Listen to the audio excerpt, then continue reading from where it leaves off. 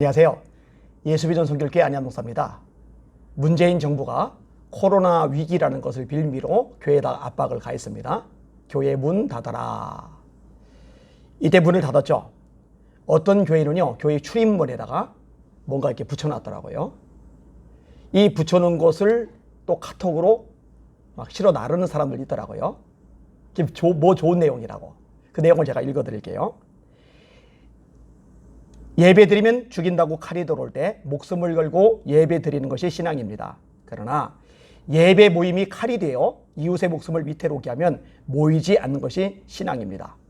가로치고 밑에 모든 모임 잠정 연기, 가정 예배 전환. 교회 이름하고 목사님 이름은 언급하지 않을게요. 이것을 보고요, 저도 모르게 거친 말이 나왔어요. 저는 욕하는 거 되게 싫어하거든요. 평생 욕한 게 별로 안 돼요. 믿거나 말거나. 진짜로 욕을 잘 안 합니다. 근데 이 문구를 보는 순간에, 이 사진을 보는 순간에 저도 모르게 거친 말이 나와요. 미쳤네. 미쳤구만. 여러분, 예배 모임이 무슨 칼이 됩니까? 예배 모임이 무슨 이웃의 목숨을 위태롭게 합니까? 그러면 식당은요? 그러면 카페는요? 그럼 해운대는요? 에버랜드 축제는요? 버스는요? 가장 심한 전철은요? 전철도 칼이 되긴 해요. 예배 모이는 게 칼이 될 정도면. 제 아내와 친한 언니 사이에 대화했던 내용, 그 카톡 내용을 제가 좀 읽어드릴게요. 언니가 이렇게 보냈어요. 제 아내한테 보낸 거예요. 봐봐, 이 목사님 너무 이상하지 않아? 요거 교회 앞에 붙인 그 내용, 아까 읽어드린 그 내용을 말하는 거예요. 차라리 그냥 정부 방침에 같이 동참하라고 하는 게 낫지. 쌀벌해 목사님이. 여기 교인 중에 제대로 생각 있는 분들은 오히려 이 말에 상처됐을 것 같아. 그래서 예배 모이는 걸 칼이라고 하고 이웃의 목숨을 위협한다고 하고 그런 표현 보면 상처받을 사람이 있죠. 분명히. 좋은 말도 많은데. 아내가 답을 했더라고요. 진짜 미쳤다. 언니가 대답을 해요. 그치, 교인들이 불쌍해 보이지? 속상한 일이다. 친언니 아니에요. 그냥 아는 언니예요. 아내가 대답을 해요. 그러게 예배를 사람을 죽이는 칼이라고 그러네. 그리고 코로나 걸리면 다 죽나 보다. 그럼 독감 걸려도 죽을 수 있으니 겨울에도 교회 가면 안 되겠네. 여름에는 더위에 쪄 죽을 수 있으니까 교회 가면 안 되겠네. 언니가 크크크크크크크. 여러분, 목사 입에서 나올 얘기가 아니에요. 예배 모이는 게 칼이 될 수 있다. 이웃의 목숨을 위협할 수 있다. 어떻게 그딴 소리를 함부로 합니까? 미친 거예요? 죄송해요. 오늘은 거짓말 하더라도 좀 봐주세요. 정신 나갔어요? 그걸 교회 앞에 딱 붙여놔요? 성도들 다 합으라고? 세상 사람 싫어하는데 다 합으라고? 모르죠. 세상 사람은 박수 쳐줄지. 와, 쿨하네. 멋있네. 이웃을 배려할 줄 아네. 사랑이 많네. 죄송해요. 한 번만 더 험한 소리 할게요. 헛짓입니다.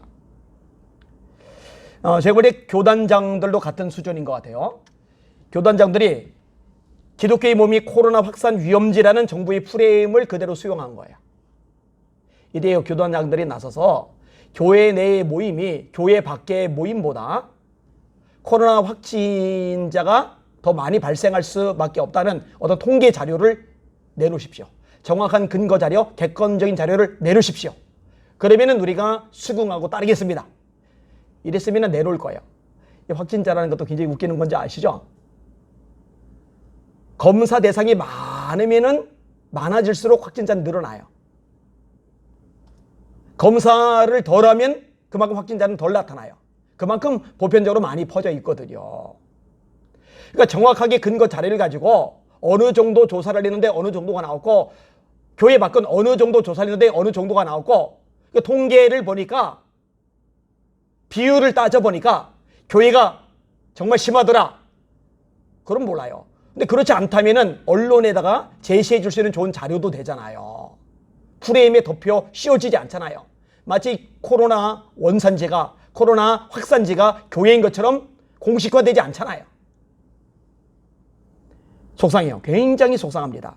자, 이 정부가 코로나 위기를 가지고 교회를 협박했듯이, 압박했듯이, 이 정부가 코로나 위기 이걸 가지고서 의사들을 압박했어요. 의사협회를 압박을 했어요.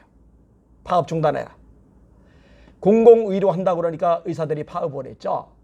뭐 시민단체 추천, 지자체장 추천 그런 식으로 추천해서 의사가 되는 건 말이 안 돼요. 보건복지부가 올렸던 블로그 글에 나와 있잖아요.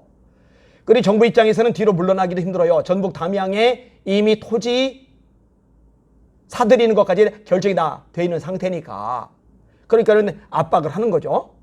그리고 이제 교회, 종교단체하고는 달리 의사들 단체는 정부가 제재를 가할 수 있는 위치가 더 돼요. 보건복지부가 불이익을 얼마든지 줄 수 있는 위치가 돼요. 그러니까 정부가 이 코로나 위기 때문에 의사들이 자기 자리 비운다 그러면 국민 여론에 안 좋아질 가능성이 있으니까 또 권한을 가지고 제재를 가거나 불이익을 줄 수 있으니까 의사들이 깨갱할 줄 알았던 모양이죠. 근데 의사들이 단체로 들고 일어난 거예요. 여러분, 사표를 낸 분들이 많죠. 또 교수들은 제자들이 불이익을 당하는 거 용납할 수 없다고 막 들고 일어났죠. 의사협회 회장은 내가 감옥 갈 테니 열심히 하자. 이렇게 본인이 솔선수범을 했죠. 내가 감옥 갈 테니 후배들은 끝까지 투쟁하라. 내가 감옥 갈 테니 후배들은 끝까지 투쟁하라. 문 대통령이 으르렁거렸어요. 그냥 두지 않겠다고 엄포를 놨습니다. 그런데도 눈 하나 깜빡 안 하고 일사불란하게 움직이는 거예요. 그러니까 대통령이 페이스북에다가 의사와 간호사 사이를 이간질하는 내용을 올렸어요.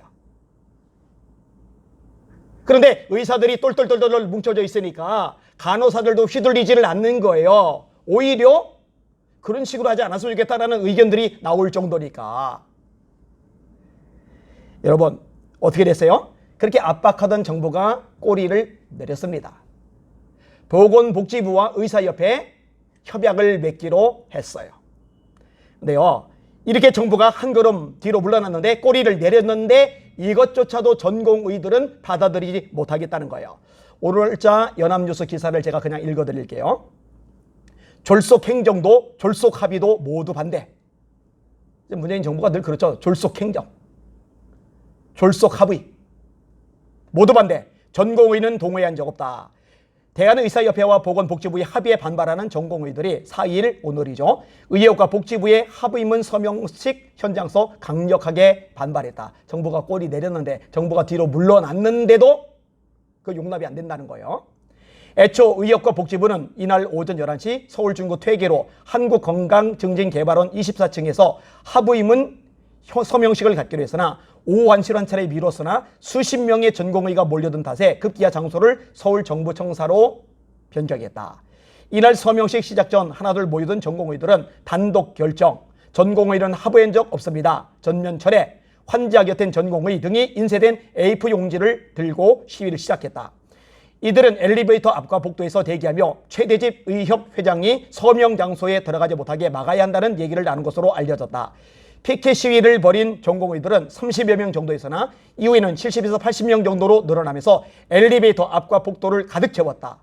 이후 1시 20분께 박능호 보건복지부 장관이 탑승한 엘리베이터가 서명식 장소인 24층에 도착했으나 전공의들이 몰려들면서 결국 내리지 못했다.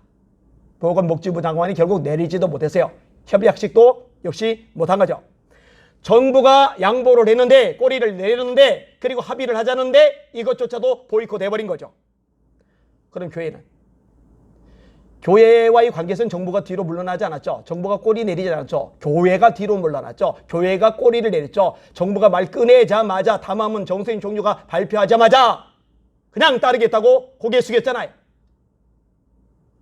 그럼 그러고 나서 양쪽이 만나서 합의가 온전하게 이루어지느냐? 아니요. 더 급하죠. 더 압박하죠. 이 차이가 뭘까? 이 차이가 뭘까? 제자들 다치는 거 못 보겠다고 들고 일어난 의사, 교수들, 스승들, 나를 감옥에 보내라는 의협회장, 똘똘 뭉친 의사들, 이거죠, 이거. 여러분, 성도들 다치는 건 못 보겠다고 목사님들 들기 일어나야죠. 예배 드리고 싶어서 우는 성도들, 그 눈물 내가 도대체 견딜 수가 없다고 일어나야죠. 교계 지도자들이 내가 감옥 갈 테니, 내가 대가 지불하고 희생할 테니 당신들 목소리 계속 내세요. 이렇게 나와야죠. 먼저 꼬리를 내릴 게 아니라. 여러분, 목회자는요, 양들을 위해서 목숨을 버리는 게 목회자이죠. 이럴 때 좀 단호하게 그 자세를 보여줬으면 얼마나 좋았을까 하는 아쉬움이 있습니다. 예수님 말씀이 생각이 나요. 살고자 하면 죽을 것이요 죽고자 하면 살 것이다. 병원 의사 사표 내고 의사 그냥 안 하고 말지. 대학 교수 안 하고 말지. 죽고자 하니까 오히려 길이 열려요. 그런데 알아서 살 길 찾아서 꼬리를 내리니까 더 압박하고 더 심해지고 상황이 더 안 좋아져요. 정리하겠습니다. 적어도 교계 지도자가 되려면요, 희생정신이 있어야 돼요. 내가 희생하겠다. 내가 감옥 가겠다. 내가 대가를 치르겠다. 이런 자세가 있어야 돼요. 두 번째로 희생정신과 더불어 용기가 있어야 됩니다. 상대가 정치 권력이든 뭐든 아무리 대단하고 엄청난 것이라 하더라도 나는 하나님의 종이야. 나는 하나님의 사람이야. 내게 예수 이름의 권세가 있어. 이런 자세를 가지고 당당하게 목소리 내고 맞서고 싸울 수 있는 용기도 있어야죠. 세 번째로 양떼를 위해서 목숨을 내던질 수 있는 결의 같은 것들도 있어야죠. 찾아보세요. 한번. 들어보세요. 한번. 예배 드리고 싶은데 못 드려서 우는 성도들이 생각보다 엄청나게 많다는 거 알 겁니다. 주님께서 그 눈물 보시고 뭐라 하실까? 가슴이 아파요. 속상해요. 적어도 이 몸을 살리는 의사보다 영혼을 살리는 목회자가 겁이 더 없어야 되는데, 적어도 몸을 살리는 의사보다 영혼을 살리는 목회자가 더 희생적이고 헌신적이어야 되는데,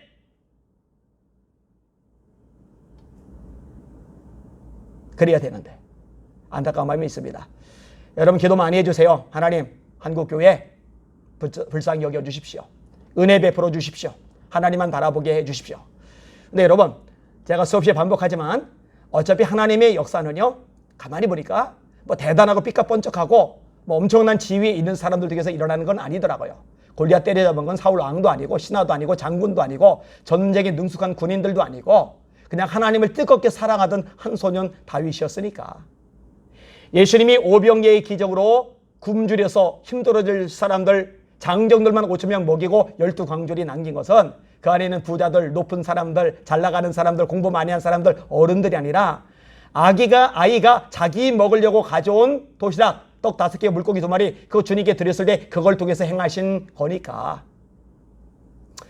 하나님이 이스라엘을 출애굽시킨 거는 늙어버린 모세, 입이 둔해진 모세, 말까지 어버버하는 모세, 유일한 재산이라고는 딸랑 양치던 지팡이 하나뿐인 모세, 그깟 지팡이로 애굽에 10가지 재앙을 내리고 그깟 지팡이로 홍해를 갈라버리고 그깟 지팡이로 반석에서 물이 나게 하신 분이니까. 그래도 제가 낙심은 안 해요.